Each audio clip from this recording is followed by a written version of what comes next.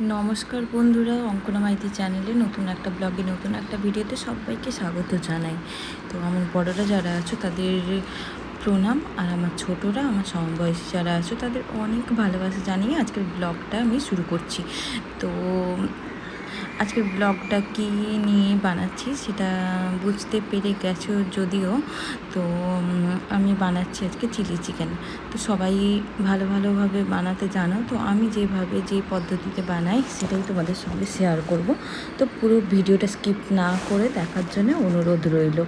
তো প্রথমে চিকেনগুলোকে একেবারে ছোট ছোট করে পিস করে কেটে নিয়েছি, অল্প কটাই চিকেন।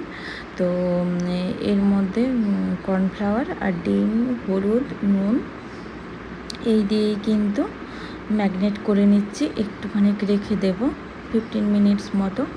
তো আর অনেকের মধ্যে পেঁয়াজ, আদা, রসুন, মশলা এই জাতীয় সমস্ত কিছু দিয়ে থাকে। তো আমি কিন্তু এর মধ্যে শুধু কর্নফ্লাওয়ার, ডিম আর বললাম আগে, তো এই দিয়ে ম্যাগনেট করা ছিল। এবার তেলটা গরম হয়ে যাওয়ার পরে চিকেনগুলো ভেজে নিচ্ছি পকোড়া টাইপের করে। তো একটা একটা করে এইভাবে করে কিন্তু ভেজে নিচ্ছি, দিয়ে দিচ্ছি। তো এক পিঠ আমার ভাজা হয়ে গেছে,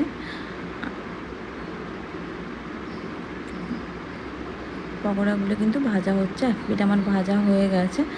তারপর কিন্তু ভালো করে উল্টে পাল্টে নিচ্ছি আর এক পিঠ ভাজার জন্যে। যেহেতু চিলি চিকেন বানাবো তার জন্য কিন্তু হালকা করেই ভাজবো। আর যেগুলো পকোড়া খাওয়ার সেগুলো কিন্তু ওই একটু ডিপ ফ্রাই করে নেব। তো যেহেতু বাড়িতে সবাই ছিল, তো তার জন্যে কিন্তু একটুখানি মানে চিকেন পকোড়াও খাওয়া হয়েছিল, তো পরে কিন্তু সেটা ডিপ ফ্রাই করে নিয়েছিলাম। আর দেখো আমার চিকেন পকোড়াগুলো ভাজা হয়ে গেছে। তো এগুলো চিলি চিকেন বানানোর জন্য আমার পকোড়াগুলো কিন্তু ভাজা হয়ে গেছে। তো দেখতে পাচ্ছ আলাদা আলাদা মানে হালকা করে ভেজেছি। তারপরে কিন্তু ক্যাপসিকাম আর পেঁয়াজ ভেজে নিচ্ছি। ক্যাপসিকাম অল্পই দিয়েছি, কারণ শুধু বড় ছেলে আর আমি খাই, ছোট ছেলে আর ওর পাপা খায় না। তো তার জন্য কিন্তু অল্পই ক্যাপসিকাম আর পেঁয়াজ দিয়েছি। আমার বড় ছেলের সিমলা মির্চ খেতে খুবই ভালো লাগে। বড় ছেলেও খুব ভালোবাসে আর আমিও খুব ভালোবাসি। আমি সব সবজিই খাই। বাচ্চারা তো সবজি তেমন খেতে চায় না, তো যেটাই খায় সেটাই কিন্তু সেভাবেই করে খাওয়াই। তো ওই তেলেই কিন্তু তেলটা গরম হয়ে গেছে। তারপরে পেঁয়াজ বাটাটা দিয়ে দিচ্ছি। এর মধ্যে কিন্তু একটা ভুলও হয়ে গেছিলো, রসুনটা দেওয়া হয়েছিল না, তো পরে কিন্তু রসুনটা দিয়ে দিয়েছিলাম। তারপরে রসুনটা একটু রসুন আর পেঁয়াজটা ভালোভাবে ভাজা হয়ে যাওয়ার পরে টমেটো, শুকনো লঙ্কা, দুটো কাঁচা লঙ্কা, যেহেতু আমাদের ঝাল তেমন খায় না, বাচ্চা আছে, তো তার জন্য কিন্তু অল্পই ঝাল দিয়েছি, অল্প একটু লঙ্কার গুঁড়ো দিয়েছি আর দুটো কাঁচা লঙ্কা দিয়েছি। তো ভালোভাবে কিন্তু ভেজে নিচ্ছি আমি মশলাগুলো। আমি মশলাটা একটু কড়া করে ভাজি। তোমরা যদি বলো যে হালকা করে ভাজবো তো হালকা করে ভাজতেই পারো। তো মশলাটা ভালোভাবে এপিট ওপিট করে ভালোভাবে কিন্তু ভেজে নিচ্ছি। টমেটোও কিন্তু কম দিয়েছি। টমেটো আমার ছেলেরা যদি দেখে না তাহলে আর যতই পছন্দের খাবার হয় একদম খেতে চায় না। তো এখানে আমার মশলাটা ভালোভাবে কষানো হয়ে গেছে। তারপরে ওই চিকেন আর সিমলা মির্চ, পেঁয়াজ একসাথেই কিন্তু দিয়ে আমি ভালোভাবে আরও একবার কষিয়ে নিচ্ছি। এর মধ্যে কিন্তু নুন, অল্প একটু চিনি, আমরা একটু মিষ্টি মিষ্টি তরকারি খাই।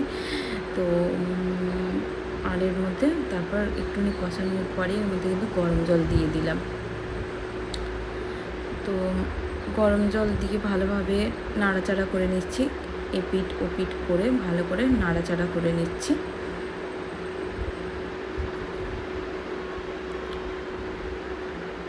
কড়াটাও ঠিক করে বসিয়ে দিলাম।